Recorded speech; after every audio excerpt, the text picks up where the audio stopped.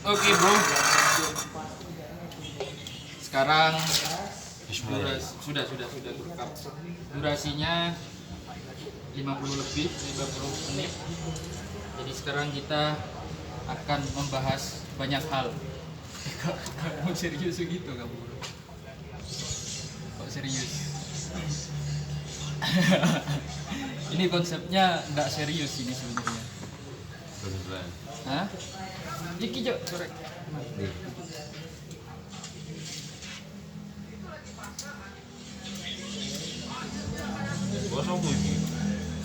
Apa? Bahas apa aja wis? Ayo.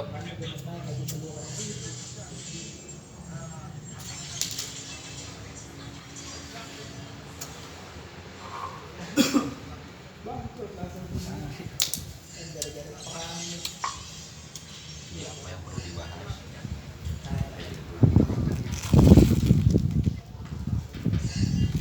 Menurutmu apa yang indah dari hidup itu? Prosesnya. Kenapa kok bisa jawab prosesnya? Kenapa prosesnya? Itu ada apa dengan proses dari hidup itu? Kadang di proses itu kan ada kebahagiaan. Suaranya tolong dikerasin soalnya Oh, kita nggak punya headset atau apa gitu. Semoga bisa punya modal beli apa namanya? Beli apa itu loh? Ya itulah jenis itu. Itu. Jadi kenapa proses itu menurut lo itu indah? Kadang di hidup itu jelas ada kebahagiaan kan, Ada kebahagiaan. ada juga lara atau Lara itu lara itu kepedihan. kepedihan. Oke. Seperti halnya manusia itu dalam hidup ada yang mendorong kita untuk bangun, ada yang mati-matian menjatuhkan kita untuk tidak bisa bangun. Namun pada akhirnya di akhir kita akan berterima kasih, baik itu kepada Tuhan, baik Maupun kepada kepedihan itu. Kok bisa bu? Bisa bu? karena itu jadi wahana sempurna Menjadi wahana yang sempurna untuk apa? untuk kehidupan. Walaupun memang kepedihan pasti ya, yang namanya kepedihan pasti ya. Iya sakit. Oke. Betul. Apa yang dikatakan tadi bahwa ketika kita hidup, di hidup itu ada manusia yang rela membangun diri kita untuk bangun, mendorong, Orang diri kita. baik itu dari segi apapun. Iya. Ada yang rela mati-matian menjatuhkan kita. Namun pada akhirnya kita akan berterima kasih kepada orang tersebut, Kepada dua orang ini. dua orang ini. Nah, itu nanti akan menuntun bagaimana kita berproses dari hidup. Oke. Yang indah dalam hidup itu adalah proses. Tapi kepada kasus yang berbeda misalnya ya. Mengapa kita mendapati orang-orang itu putus asa dalam menjalani proses kehidupan? Putus asa. Beberapa orang putus asa, beberapa orang tidak menikmati proses itu, beberapa orang juga bahkan bisa jadi ya, beberapa orang merasa dirinya tidak sedang berproses. Terkadang namun ada orang itu yang terlalu larut dalam kehidupannya seperti itu, karena memang tidak merasakan apa yang dia rasakan proses, merasakan proses itu, karena memang pada dasarnya hidup itu ya, agama Islam itu ya agama proses, bukan agama yang tiba-tiba ya buah ini udah enak. Agama proses itu maksudnya gimana? Ya agama yang memang di dalamnya itu ada proses-proses tertentu untuk menuju sesuatu. Seperti halnya agama Islam. Ya, Agama Islam kan sebenarnya kan Tuhan itu bisa saja Islam itu.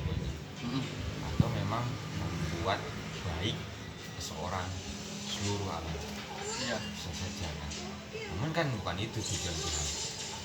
Cuma kayak kehidupan, karena memang kehidupan itu sebuah proses, tentu saja semuanya memang Tuhan itu pengen sukses semua orang, atau memang Tuhan itu pengen orang itu husnul khotimah. Orang. Tapi pada nyatanya Gusti Allah yang menciptakan beberapa agama. Suaranya tolong dikerasin, soalnya nggak Oh iya. Namanya pada nyatanya ya di dunia ini ya, di kehidupan ini bukan hanya Islam saja yang didesain, ada agama-agama yang lain. Iya. Ternyata memang itu ada tujuannya tersendiri. Ada itu ya sama kayak kehidupan, kehidupan yang memang prosesnya itu yang apa ya, yang diambil.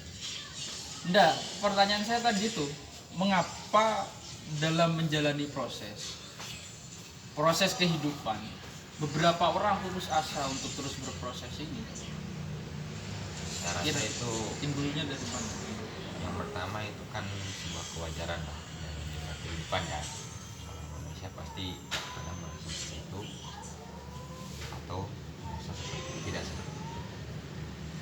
Kalau masalah alasannya, saya tidak bisa menyimpulkan keseluruhannya kan. Iya, iya.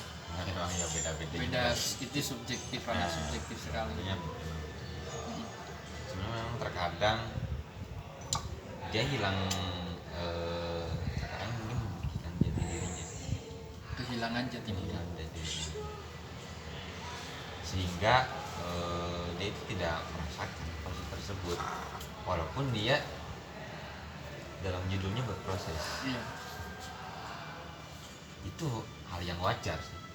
Sampai kapan kira-kira kehidupan ini, proses ini akan berhenti?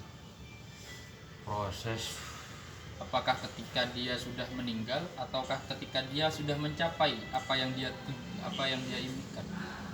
proses iku meninggal iku sebentar, Meninggal itu sebentar. cuma beberapa menit ya, tergantung mudin paling. Seperti itu. Terus Ya habis itu hidup lagi, proses lagi, proses lagi. terus proses, karena memang mati itu ya bentar. Lantas puncaknya proses di mana? Kalau puncaknya sih mungkin saya kurang paham juga, namun ada memang letak kebahagiaan puncak proses itu ya bertemu Tuhan itu nanti. Bertemu ke Tuhan. Nah setelah itu ya saya gak bisa merasakan kan gimana senangnya atau gimana bahagianya. Ini dalam sih jawaban ini sebenarnya. Hanya itu tadi, proses ya, nah gimana juga ya harus lanjut, walaupun memang terkadang oleh mati itu Jangan-jangan mati juga bagian dari proses. Proses juga tidak. cuma memang terhalang judul hati aja Mati gitu. ya. Apa istilahnya itu, water break kali. Water break. Istirahat dulu, Istirahat. istirahat sejenak. Nah, aku ingin mencoba mendalami ini. Kenapa kamu menjawab bahwa hidup ini, kehidupan yang menurutmu indah itu adalah prosesnya, adalah jawaban kamu adalah proses. Kenapa tidak kamu menjawab bahwa proses bahwa hidup ini indah, jawabannya karena cinta? Tapi kenapa kamu jawabnya kok karena proses? Karena gini, kalau secara pribadi ya, kenapa tidak menjawab cinta dulu? Nah, Karena cinta itu nanti datang ketika kita berproses.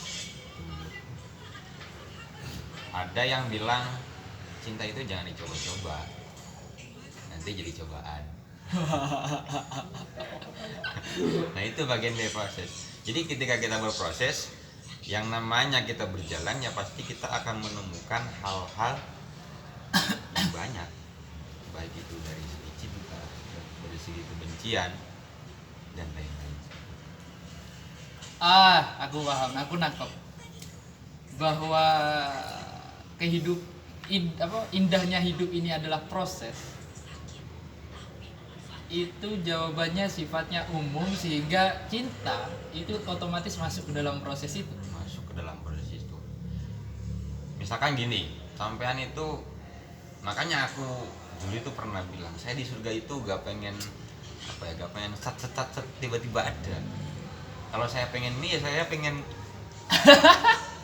ambil kompor dulu atau pakai gas dulu. Iya. Karena terlalu enteng. Terlalu gitu. enteng ya. Maksudnya terlalu enteng itu jadi kesannya itu kurang. Sama saja kayak kuliah tiba-tiba lulus kan. Gerak turun tapi tiba-tiba lulus. Itu gak ada gregetnya. Iya, kesannya itu kurang. Jadi kalau masak mie golek sih ngono. Oh, ternyata kayaknya di warung ini bisa sukses. Kadang sih kan duwe. Dan itu yang membuat hidup itu indah.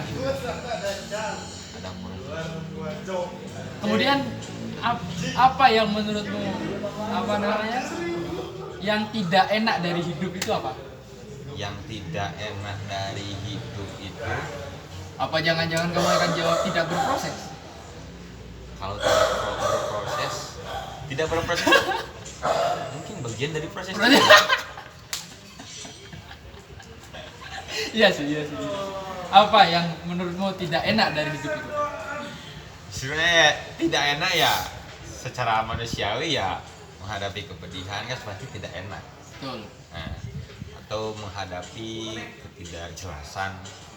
Kalau dalam cinta ya mungkin ketika ada seorang tidak mau dengan penjelasannya pasti ya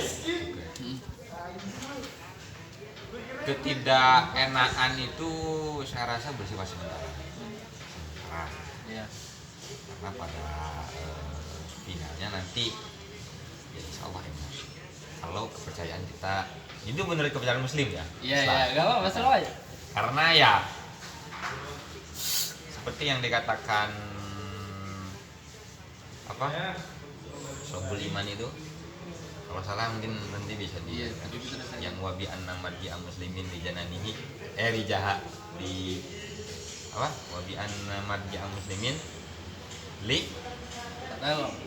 wabi anna marji'a kafirin li jahannamu. Nah, intinya Islam itu, manusia muslim itu ya akan kembali kepada surga pada akhirnya. Dan kafir itu ya terjerumus ke neraka.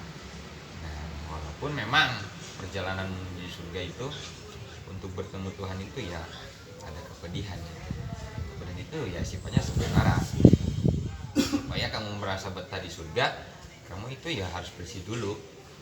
Karena misalkan kamu sakit terus kumpul di surga sama orang-orang sehat, merepotkan orang. Gak surga namanya. Surga namanya itu rumah sakit. Bukan surga. Secara tidak langsung sebenarnya jawabanmu itu begini. Aku nangkepnya begini sih. Bahwa kehidupan indahnya adalah proses.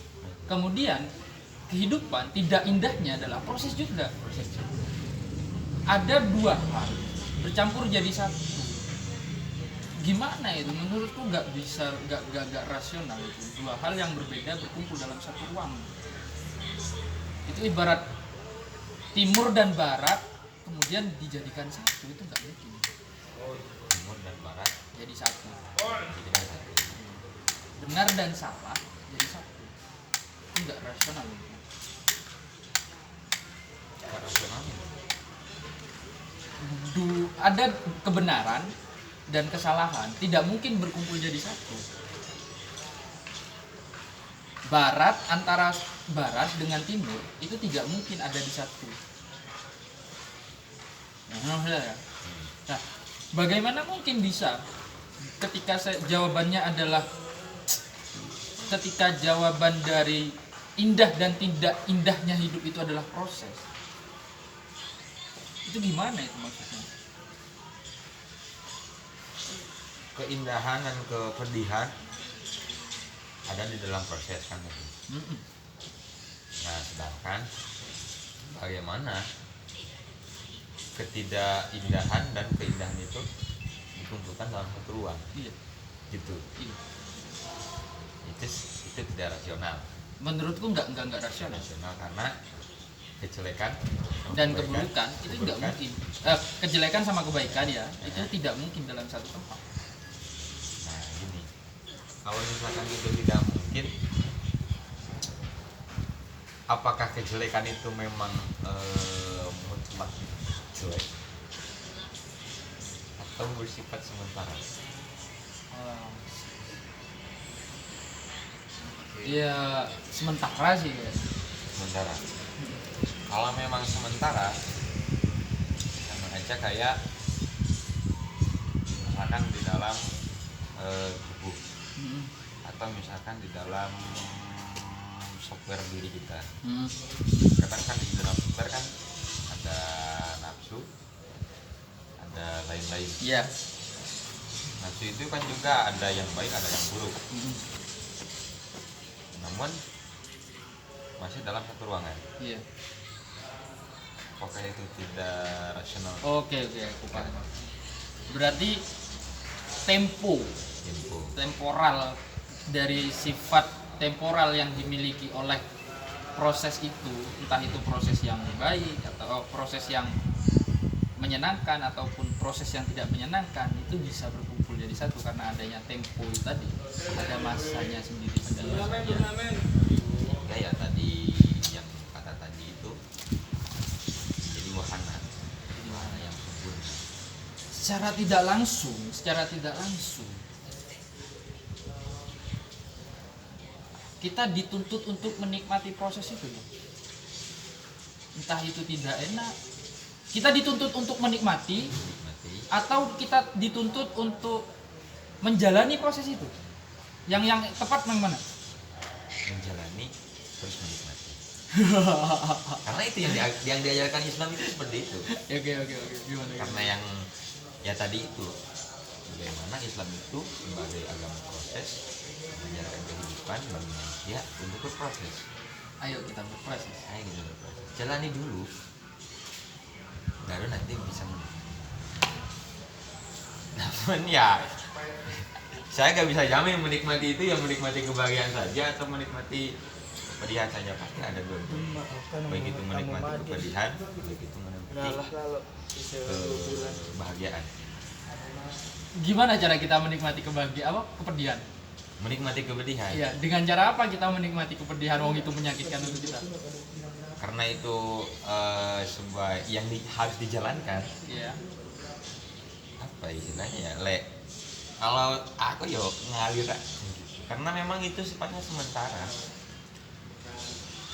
Nah, ya gimana Tidak bisa dihilangkan. Iya, tidak bisa dihilangkan. Tidak bisa Betul. dihilangkan, namun mungkin bisa diminimalisir. Atau mungkin istilahnya kalau di dokter ya memang dikasih obat penenang. Walaupun memang tidak bisa dikasih.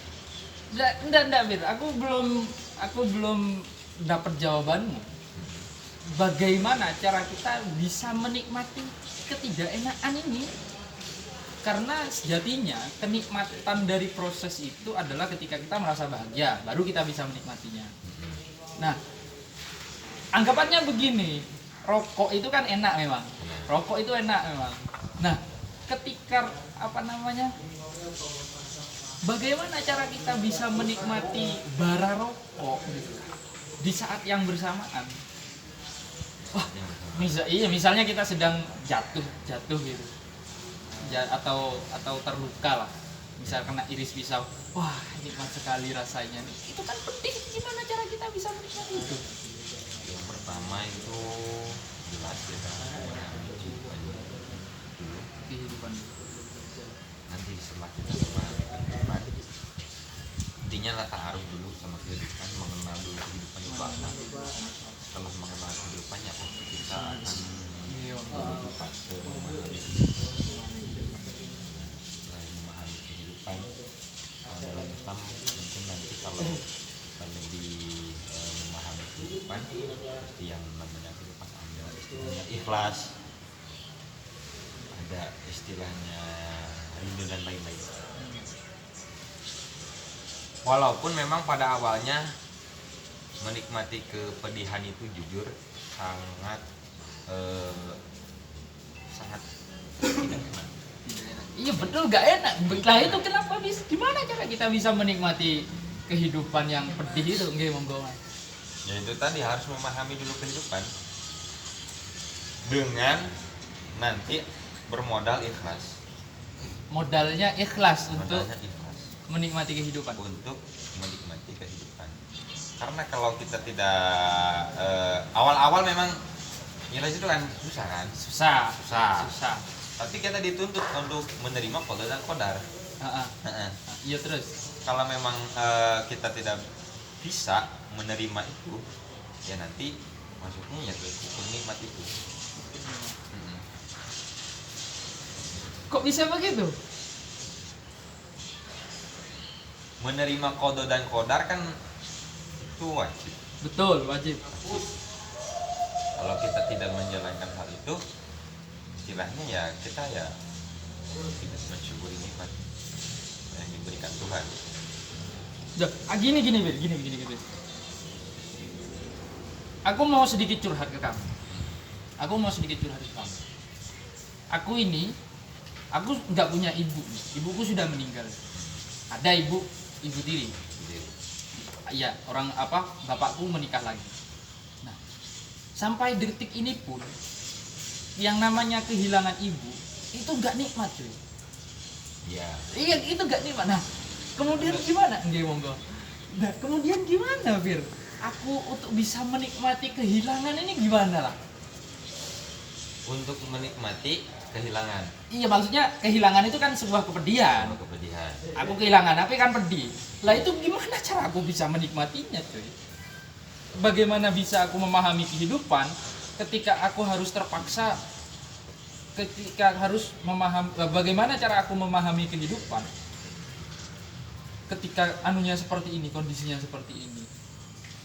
Aku tidak punya daya dorong untuk bisa memahami kehidupan. Gimana? Kalau masalah waktu penyembuhan itu kan masalah waktu penyembuhan Bang. Ketika kita menerima atau menemui sebuah kepedihan,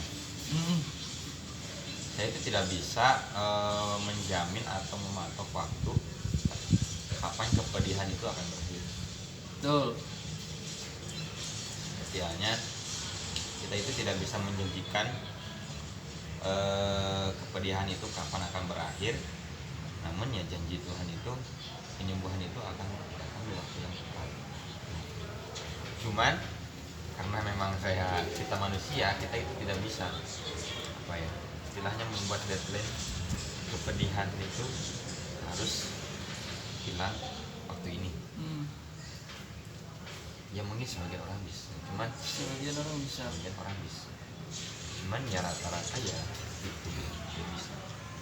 Jadi penyembuhan itu terkadang memang lambat, cuman pasti datang di waktu yang tepat. Ini banyak quote sebenarnya yang harus kita petik. Cuman ya gitu tadi, untuk mengukur hal tersebut bukan ranah saya.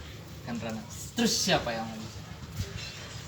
Sebenarnya ada dari ranah kita itu ada, Iya, cuman dalam bentuk hal pengupayaan. dalam bentuk pengupayaan. Karena ya kita itu sebagai pemeran untuk rule aturan-aturannya ya itu ya ada di Tuhan. Berarti aku Bagaimana? harus bertanya ke Tuhan untuk bisa menemukan jawaban bagaimana cara aku bisa menikmati kepedihan. Coba saya bertanya. Cuman bukan sifat pertanyaannya ya bukan seperti makhluk terhadap makhluk. Kan kholik Iya. ada makhluk, ada kholik, ada makhluk. Bagaimana cara menghubungkan antara kholik dan makhluk? Itu ada jalur akhlak. Kholik, makhluk, Akhlak. akhlak. Akhlak itu sebuah jembatan untuk menghubungkan antara sang kholik sama ada akhlak di tengah sebagai Hubung, penghubung jembatan gitu penghubung antara kali antara kholik sama aku bisa habis pikir. Kenapa jawabanmu tiba-tiba proses tadi? Aku juga tahu juga. Saya itu paling lewat barusan. Nggak tahu nanti kalau ditanya lagi mungkin bisa protes.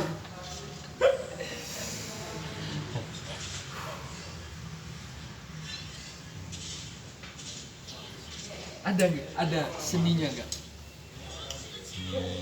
Kenapa nih? untuk kita bisa menikmati kepedihan?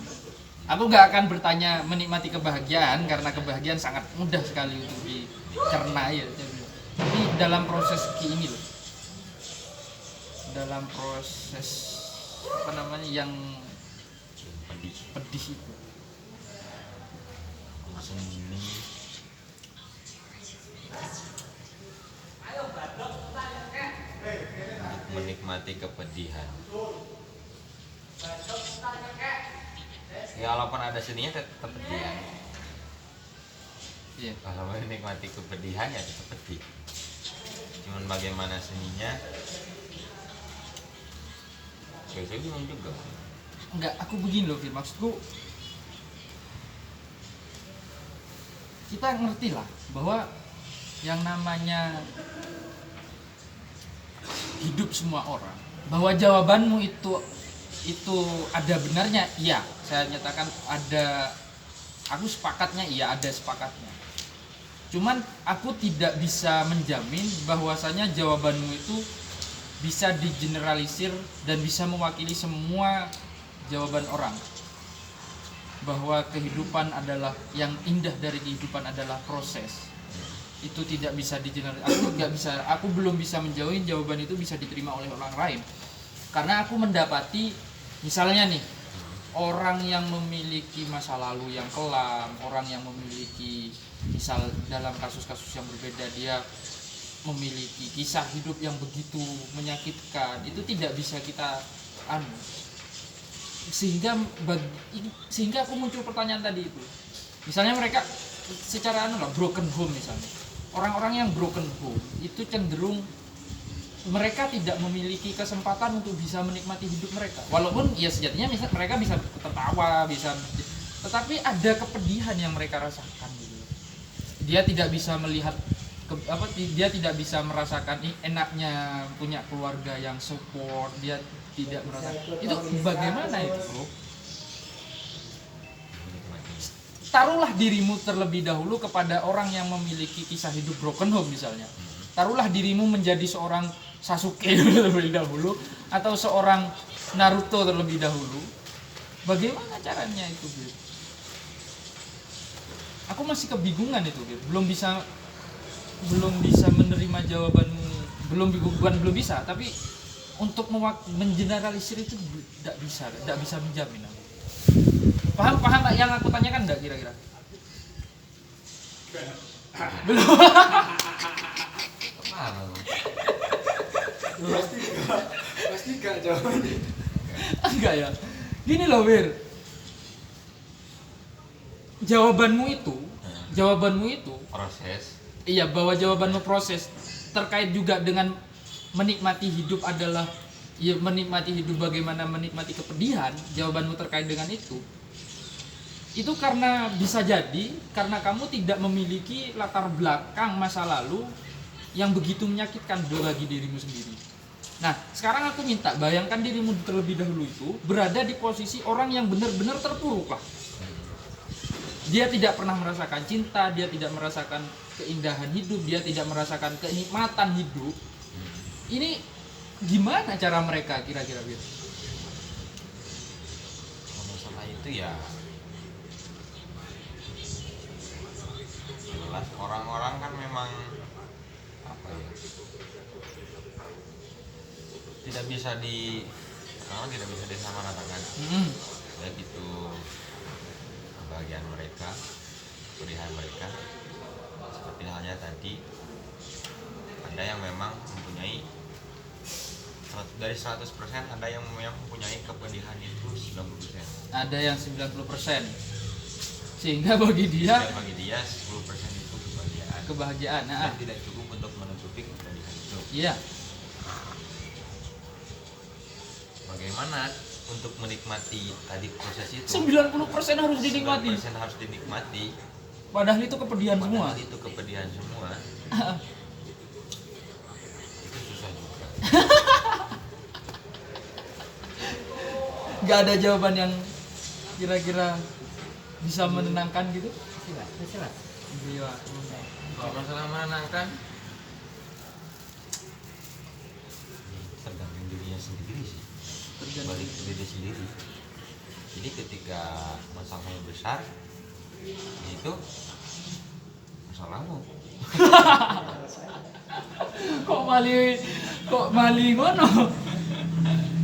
Untuk menikmati itu, ya bagaimana cara dia untuk apa ya istilahnya, menikmati hal tersebut walaupun memang tidak nikmat.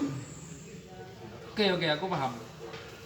Aku mau melompat bukan yang kasus yang seperti itu ya. Kita sebagai orang Islam enak, kita bisa menikmati proses karena apapun apa yang kita lakukan bahwa itu proses ya, karena ujungnya adalah surga gitu. Nah kemudian bagaimana dengan orang-orang yang tidak pernah merasakan Islam? Artinya kehidupan mereka semuanya kepedihan. Mereka semuanya kepedihan, balik-balik, lu kepedihan lagi, mati-mati, lo kok pedih mana? Oh aku harus balik ke neraka, nggak masuk ke surga. Gimana seperti itu? Itu kan di hidup kan ada pilihan. Iya betul, ada pilihan.